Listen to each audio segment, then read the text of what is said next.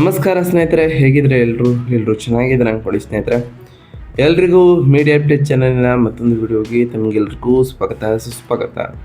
ಸ್ನೇಹಿತರೆ, ಈ 2026ರ ಈ ಒಂದು ವರ್ಷದಲ್ಲಿ ಮಿಥುನ ರಾಶಿಯವರ ಭವಿಷ್ಯ ಈ ಏಪ್ರಿಲ್ 16ರ ನಂತರ ಹೇಗಿರಲಿದೆ, ಅದರಲ್ಲೂ ಈ ತಿಂಗಳು ಉಂಟಾಗ್ತಿರುವಂತಹ ಗ್ರಹ ಸಂಚಾರಗಳು ನಿಮ್ಮ ಜೀವನದ ಮೇಲೆ ಏನೆಲ್ಲ ಪರಿಣಾಮವನ್ನು ಬೀರಲಿದೆ, ಯಾವುದರಲ್ಲಿ ಶುಭವಾಗಲಿದೆ, ಯಾವುದರಲ್ಲಿ ಬಹಳ ಎಚ್ಚರಿಕೆಯನ್ನು ವಹಿಸಬೇಕು. ಈ ಏಪ್ರಿಲ್ 16ರ ನಂತರ ಈ ರಾಶಿಯವರ ಜೀವನದ ವಿವಿಧ ಅಂಶಗಳಾದಂತಹ ವೃತ್ತಿ, ಆರೋಗ್ಯ, ವೈವಾಹಿಕ ಜೀವನ, ಆರ್ಥಿಕ ಸ್ಥಿತಿ, ಕೌಟುಂಬಿಕ ಜೀವನ, ವ್ಯವಹಾರ ಮತ್ತು ಶಿಕ್ಷಣಕ್ಕೆ ಸಂಬಂಧಪಟ್ಟಂತೆ ಏನೆಲ್ಲ ಲಾಭಗಳನ್ನು ಕಂಡಿದ್ದೀರಿ, ಯಾವುದರಲ್ಲಿ ಶುಭವಾಗಲಿದೆ, ಯಾವುದರಲ್ಲಿ ಬಹಳ ಎಚ್ಚರಿಕೆಯನ್ನು ವಹಿಸಬೇಕು, ಇರುವಂತಹ ಸಮಸ್ಯೆಗಳಿಗೆ ಸರಳ ಪರಿಹಾರಗಳೇನು ಎಂಬುದನ್ನು ಕೂಡ ಇದೇ ವಿಡಿಯೋದಲ್ಲಿ ತಿಳಿಸ್ಕೊಡ್ತಾ ಹೋಗ್ತಾನೆ. ಆದ್ದರಿಂದ ವಿಡಿಯೋನ ಸ್ಕಿಪ್ ಮಾಡದೆ ಇಲ್ಲಿಂದ ಕೊನೆ ತನಕ ನೋಡ್ತಾ ಬನ್ನಿ. ಸ್ಕಿಪ್ ಮಾಡಿ ವಿಡಿಯೋ ನೋಡೋದ್ರಿಂದ ಅಷ್ಟು ಇನ್ಫಾರ್ಮೇಷನ್ ಅರ್ಥ ಆಗೋದಿಲ್ಲ. ಸೊ ಫಸ್ಟಿಂದ ಎಂಡ್ ತನಕ ವಿಡಿಯೋನ ವಾಚ್ ಮಾಡಿ. ಹಾಗೆ ನಮ್ಮ ಈ ವಿಡಿಯೋ ಇಷ್ಟ ಆಗಿತ್ತು ಅಂದರೆ ವಿಡಿಯೋಕ್ಕೆ ಒಂದು ಲೈಕ್ ಮಾಡಿ. ಯಾರೇನೂ ನಮ್ಮ ಚಾನಲ್ನ ಸಬ್ಸ್ಕ್ರೈಬ್ ಮಾಡ್ಕೊಂಡಿಲ್ಲ ಅವರು ಈಗಲೇ ಸಬ್ಸ್ಕ್ರೈಬ್ ಮಾಡ್ಕೊಳ್ಳಿ ಸ್ನೇಹಿತರೆ.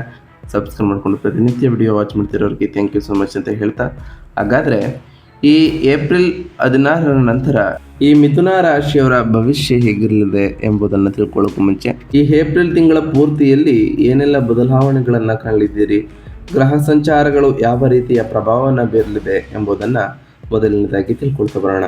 ಹೌದು ಸ್ನೇಹಿತರೆ, ಈ ಏಪ್ರಿಲ್ 2026ರ ಈ ತಿಂಗಳು ಮಿಥುನ ರಾಶಿಯವರಿಗೆ ಕೆಲಸದ ಸ್ಥಳದಲ್ಲಿ ತೀವ್ರವಾದಂತಹ ಸವಾಲುಗಳನ್ನು ತರಲಿದೆ.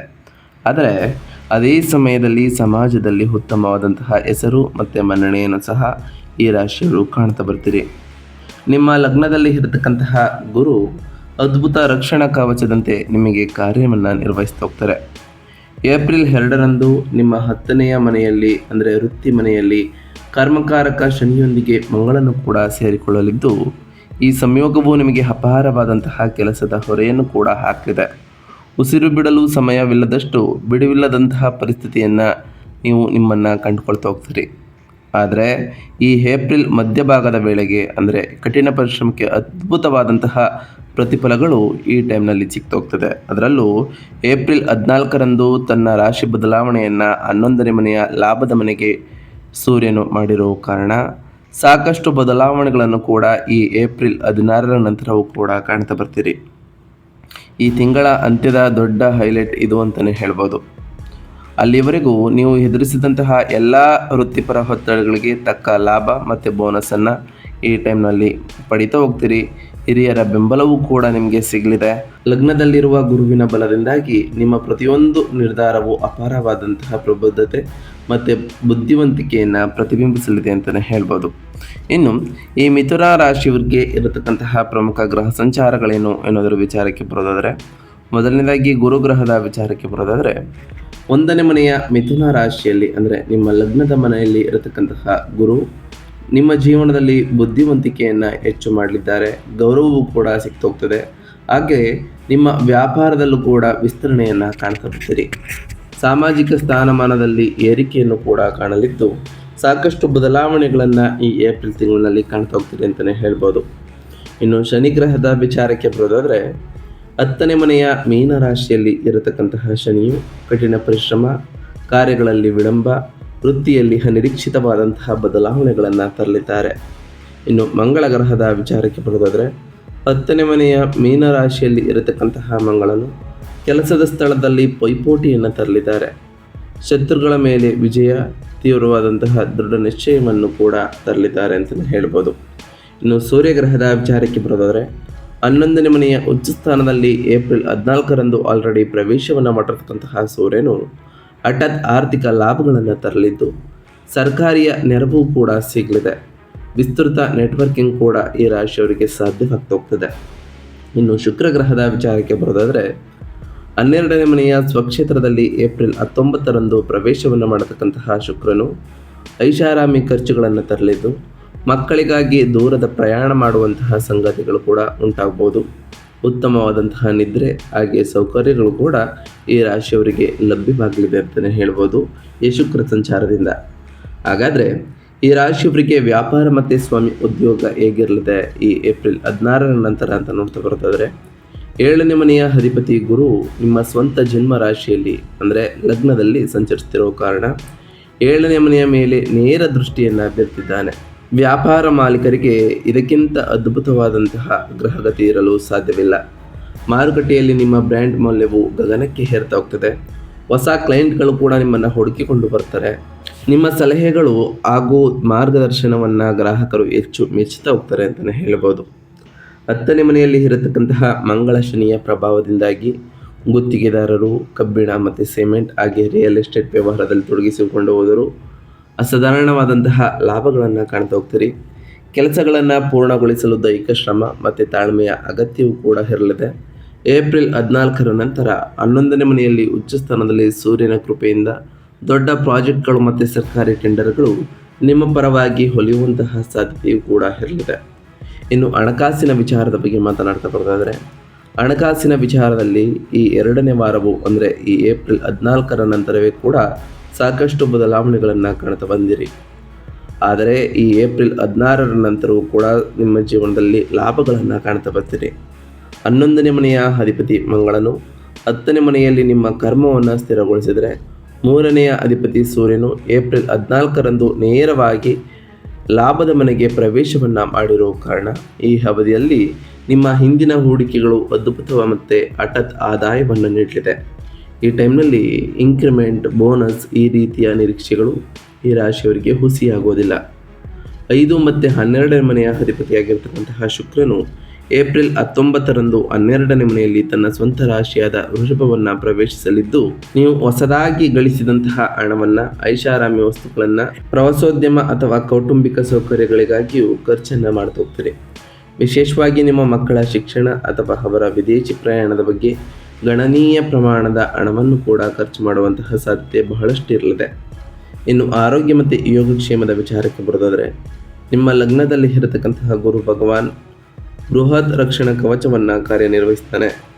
ಯಾವುದೇ ಪ್ರಮುಖ ಆರೋಗ್ಯ ಸಮಸ್ಯೆಗಳಿಂದ ನಿಮ್ಮನ್ನು ನೀವು ಪಾರು ಮಾಡ್ಕೊಳ್ತಾ ಹೋಗ್ತೀರಿ. ಅದೇನೇ ಇದ್ದರೂ ನಿಮ್ಮ 10ನೆಯ ಕರ್ಮಸ್ಥಾನದಲ್ಲಿ ಮಂಗಳ ಶನಿಯ ತೀವ್ರತೆಯಿಂದಾಗಿ ಲ್ಯಾಪ್ಟಾಪ್, ಕಂಪ್ಯೂಟರ್ ಮುಂದೆ ಹೆಚ್ಚು ಹೊತ್ತು ಕುಳಿತುಕೊಂಡು ಕೆಲಸ ಮಾಡ್ತಿರೋರಿಗೆ ವಿಪರೀತವಾದಂತಹ ದೈಹಿಕ ಆಯಾಸ, ನರಗಳ ದೌರ್ಬಲ್ಯ ಅಥವಾ ಭುಜ ಮತ್ತು ಕುತ್ತಿಗೆ ನೋವುಗಳಿಂದ ನೀವು ತೊಂದರೆಗೆ ಒಳಗಾಗ್ತಾ ಹೋಗ್ತೀರಿ. ನಿಮ್ಮ ಕೆಲಸದ ಒತ್ತಡವನ್ನು ಮನೆಗೆ ತರುವುದು ಮಾನಸಿಕ ಶಾಂತಿಯನ್ನು ಕಸಿದುಕೊಳ್ಳಲಿದೆ. ಏಪ್ರಿಲ್ 19ರ ನಂತರ 12ನೇ ಮನೆಗೆ ಶುಕ್ರನ ಪ್ರವೇಶವು ನಿದ್ರಾಹೀನತೆಯ ಸಮಸ್ಯೆಗಳನ್ನು ಕಡಿಮೆ ಮಾಡಲಿದ್ದು, ಆದರೆ ಆಹಾರ ನಿಯಮಗಳನ್ನು ಪಾಲಿಸದಿದ್ದರೆ ಹೊಟ್ಟೆಗೆ ಸಂಬಂಧಪಟ್ಟಂತಹ ತೊಂದರೆಗಳು ಕೂಡ ಉದ್ಭವಿಸಬಹುದು. ಈ ತಿಂಗಳಿನಲ್ಲಿ ಪ್ರತಿದಿನ ಬೆಳಗ್ಗೆ ಸ್ವಲ್ಪ ವ್ಯಾಯಾಮ ಮತ್ತು ಯೋಗವನ್ನು ಅಳವಡಿಸಿಕೊಳ್ಳುವುದು ನಿಮಗೆ ಅತ್ಯಗತ್ಯವಾಗಿರಲಿದೆ ಅಂತಲೇ ಹೇಳ್ಬೋದು. ಇನ್ನು ಕುಟುಂಬ ಮತ್ತು ಸಂಬಂಧಗಳ ವಿಚಾರಕ್ಕೆ ಬರೋದಾದರೆ, 7ನೇ ಮನೆಯ ಅಧಿಪತಿಯಾದಂತಹ ಗುರು ಲಗ್ನದಲ್ಲಿ ಇರಲಿದ್ದು 7ನೇ ಮನೆಯ ಮೇಲೆ ದೃಷ್ಟಿಯನ್ನು ಕೂಡ ಬೀರ್ತಿರೋ ಕಾರಣ ಗಂಡ ಮತ್ತು ಹೆಂಡತಿಯ ನಡುವಿನ ಸಂಬಂಧವು ತುಂಬ ಸೌಮ್ಯ, ಬೆಂಬಲಿತ ಮತ್ತು ಪರಸ್ಪರ ತಿಳುವಳಿಕೆಯಿಂದ ಕೂಡಿರಲಿದೆ. ನಿಮ್ಮ ವೃತ್ತಿಪರ ಬೆಳವಣಿಗೆಗೆ ನಿಮ್ಮ ಜೀವನ ಸಂಗಾತಿಯ ಸಲಹೆಯೂ ಕೂಡ ಹೆಚ್ಚು ಉಪಯುಕ್ತವೆಂದು ಸಾಬೀತಾಗ್ತಾ ಹೋಗ್ತದೆ. 5ನೇ ಮನೆಯ ಅಧಿಪತಿ ಶುಕ್ರನು 12ನೇ ಮನೆಗೆ ಚಲಿಸುವುದು ನಿಮ್ಮ ಮಕ್ಕಳಿಗೆ ಸಂಬಂಧಪಟ್ಟಂತೆ ಕೆಲವು ಪ್ರಮುಖ ಬದಲಾವಣೆಗಳನ್ನು ಕೂಡ ತರಲಿದೆ. ಅದರಲ್ಲೂ ಉನ್ನತ ಶಿಕ್ಷಣಕ್ಕಾಗಿ ನಿಮ್ಮ ಮಕ್ಕಳು ನಿಮ್ಮಿಂದ ದೂರ, ಬಹುಶಃ ಹಾಸ್ಟೆಲ್ ಅಥವಾ ವಿದೇಶಕ್ಕೆ ಹೋಗ್ಬೋದು. ಇದು ನಿಮಗೆ ಹೆಮ್ಮೆಯ ವಿಷಯವಾಗಿದ್ದರೂ ನಿಮ್ಮನ್ನು ಸ್ವಲ್ಪ ಆತಂಕಕ್ಕೆ ಈಡು ಮಾಡ್ಬೋದು. ಏಪ್ರಿಲ್ 14ರ ನಂತರ ಈ ಟೈಮ್ನಲ್ಲಿ 3ನೇ ಮನೆಯ ಅಧಿಪತಿಯಾಗಿರ್ತಕ್ಕಂತಹ ಸೂರ್ಯನು ನಿಮ್ಮ ಒಡಹುಟ್ಟಿದವರು ಮತ್ತು ಆಪ್ತ ಸ್ನೇಹಿತರಿಂದ ಸಂಪೂರ್ಣವಾದಂತಹ ಬೆಂಬಲ ಮತ್ತು ಸಹಕಾರವನ್ನು ನೀಡಲಿದ್ದಾರೆ. ಇನ್ನು ಶಿಕ್ಷಣ ಮತ್ತು ವಿದ್ಯಾರ್ಥಿಗಳ ವಿಚಾರಕ್ಕೆ ಬರೋದಾದರೆ, ವಿದ್ಯಾರ್ಥಿಗಳಿಗೆ ಈ ತಿಂಗಳು ಅದ್ಭುತವಾಗಿತ್ತು. ಶಿಕ್ಷಣದ ಪ್ರಾಥಮಿಕ ಕಾರಕನಾದಂತಹ ಗುರು ನಿಮ್ಮ ಲಗ್ನದಲ್ಲಿ ನೆಲೆಸಿರೋ ಕಾರಣ ನಿಮ್ಮ ಅಧ್ಯಯನದಲ್ಲಿ ನೀವು ಸಹಜವಾಗಿ ಮತ್ತು ಆಳವಾದ ಆಸಕ್ತಿಯನ್ನು ಬೆಳೆಸ್ಕೊಳ್ತಾ ಹೋಗ್ತೀರಿ. ಏಪ್ರಿಲ್ 11ರಂದಿಯೇ ವಿದ್ಯಾಧಿಪತಿಯಾದಂತಹ ಬುಧ 10ನೇ ಮನೆಯಲ್ಲಿ ನೀಚ ಸ್ಥಿತಿಯಲ್ಲಿದ್ದರೂ ಇದು ನಿಮ್ಮ ಪ್ರಾಜೆಕ್ಟ್ ಸಬ್ಮಿಷನ್ ಹಾಗೆ ವೇಗವನ್ನು ಹೆಚ್ಚಿಸಲಿದೆ ಅಂತಲೇ ಹೇಳ್ಬೋದು.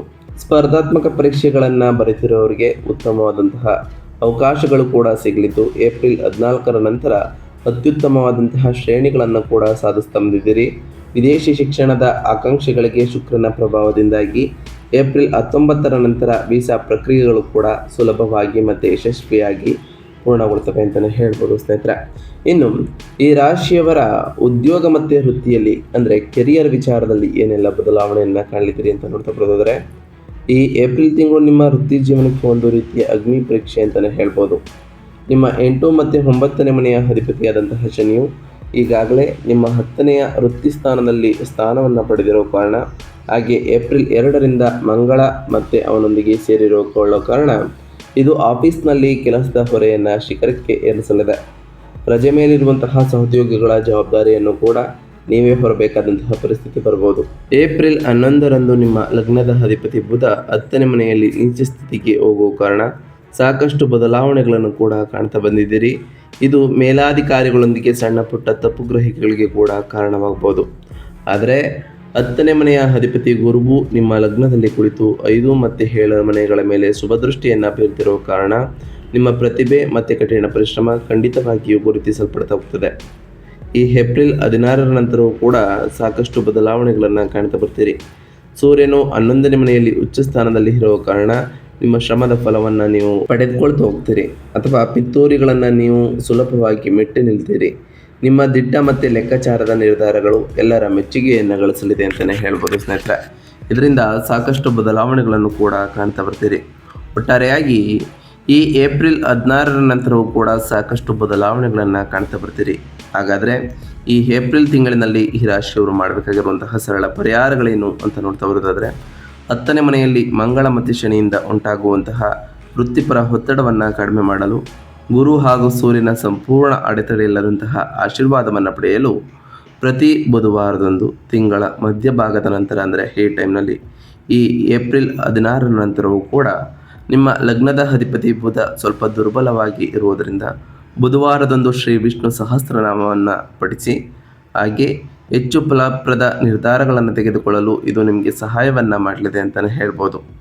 ಕರ್ಮಸ್ಥಾನದಲ್ಲಿ ಶನಿ ಮಂಗಳ ಸಂಯೋಗವು ತೀವ್ರತೆಯನ್ನು ಕಡಿಮೆ ಮಾಡಲು ಸೋಮವಾರ ಮತ್ತು ಶನಿವಾರದಂದು ಶಿವನ ದೇವಸ್ಥಾನದಲ್ಲಿ ಹಾಲಿನೊಂದಿಗೆ ಅಭಿಷೇಕವನ್ನು ಮಾಡಿ ಇದು ವೃತ್ತಿಪರ ಅಡೆತಡೆಗಳನ್ನು ತಡೆಯಲಿದೆ. ಪ್ರತಿ ಶುಕ್ರವಾರದಂದು ತಾಯಿ ಜಗನ್ಮಾತೆಯಾದಂತಹ ಲಕ್ಷ್ಮೀ ದೇವಿಗೆ ಪೂಜೆಯನ್ನು ಸಲ್ಲಿಸಿ, ಲಕ್ಷ್ಮೀ ದೇವಿಗೆ ಪ್ರಿಯವಾಗಿರುವಂತಹ ಬಿಳಿ ಹೂವುಗಳನ್ನು ಅರ್ಪಿಸಿ ಪೂಜೆಯನ್ನು ಸಲ್ಲಿಸೋದ್ರಿಂದ ಆ ಲಕ್ಷ್ಮೀ ದೇವಿಯ ಕೃಪೆಯೂ ಕೂಡ ನಿಮಗೆ ಸಿಗಲಿದೆ. ನಿಮ್ಮ ಮನೆಯಲ್ಲಿ ಸುಖ ಸಮೃದ್ಧಿಯ ಜೊತೆಗೆ ಸಂಪತ್ತು ಕೂಡ ಹೆಚ್ಚಾಗಲಿದೆ. ಪ್ರತಿ ಶನಿವಾರದಂದು ಓಂ ಶಂ ಶನೈಶ್ವರಾಯ ನಮಃ ಎಂಬ ಮಂತ್ರವನ್ನು ಜಪಿಸಿ, ಹಾಗೆ ಪ್ರತಿ ಗುರುವಾರದಂದು ಓಂ ಗುರುಭ್ಯೋ ನಮಃ ಎಂಬ ಮಂತ್ರವನ್ನು ಜಪಿಸಿ. ಸ್ನೇಹಿತರೆ, ನಾವು ತಿಳಿಸ್ಕೊಟ್ಟಿರುವಂತಹ ಈ ಎಲ್ಲ ಪರಿಹಾರಗಳನ್ನು ಮಾಡ್ತಾ ಬನ್ನಿ, ಸಾಕಷ್ಟು ಬದಲಾವಣೆಗಳನ್ನು ಕಾಣ್ತಾ ಬರ್ತೀರಿ ಅಂತ ಹೇಳ್ತಾ ಇದಾಗಿತ್ತು ಇವತ್ತಿನ ಒಂದು ವಿಡಿಯೋ. ಸ್ನೇಹಿತರೆ, ವಿಡಿಯೋ ಇಷ್ಟ ಆಗಿತ್ತು ಅಂದರೆ ವಿಡಿಯೋಗೆ ಒಂದು ಲೈಕ್ ಮಾಡಿ. ಯಾರೇನೂ ನಮ್ಮ ಚಾನಲ್ನ ಸಬ್ಸ್ಕ್ರೈಬ್ ಮಾಡ್ಕೊಂಡಿಲ್ಲ, ಸಬ್ಸ್ಕ್ರೈಬ್ ಮಾಡ್ಕೊಳ್ಳಿ. ಸಬ್ಸ್ಕ್ರೈಬ್ ಮಾಡಿಕೊಂಡು ಪ್ರತಿನಿತ್ಯ ವಿಡಿಯೋ ವಾಚ್ ಮಾಡ್ತಿರೋರಿಗೆ ಥ್ಯಾಂಕ್ ಯು ಸೊ ಮಚ್ ಅಂತ ಹೇಳ್ತಾ, ಹಾಗೆ ಕಮೆಂಟ್ನಲ್ಲಿ ಓಂ ಶನೈಶ್ವರಾಯ ನಮಃ, ಓಂ ಗುರುಭ್ಯೋ ನಮಃ, ಓಂ ಲಕ್ಷ್ಮೀನಾರಾಯಣಾಯ ನಮಃ, ಓಂ ಸೂರ್ಯದೇವಾಯ ನಮಃ ಎಂದು ಕಮೆಂಟ್ ಮಾಡಿ. ಸ್ನೇಹಿತರೆ, ಆ ಶನಿದೇವರು, ಗುರುದೇವ, ಲಕ್ಷ್ಮೀನಾರಾಯಣ, ಸೂರ್ಯದೇವ ನಿಮಗೆ ಆಯುಷ್ಯ ಆರೋಗ್ಯ ಸಮೃದ್ಧಿಗಳನ್ನು ಕೊಟ್ಟು ಕಾಪಾಡಲಿ ಅಂತ ಆ ದೇವರಲ್ಲಿ ಕೇಳ್ಕೊಳ್ತಾ ಇವತ್ತಿನ ಒಂದು ವಿಡಿಯೋನ ಮುಗಿಸ್ತಿದ್ದೀನಿ. ಸ್ನೇಹಿತರೆ, ಸಿಗ್ತೀನಿ ಮತ್ತೊಂದು ವಿಡಿಯೋದೊಂದಿಗೆ. Thank you for watching.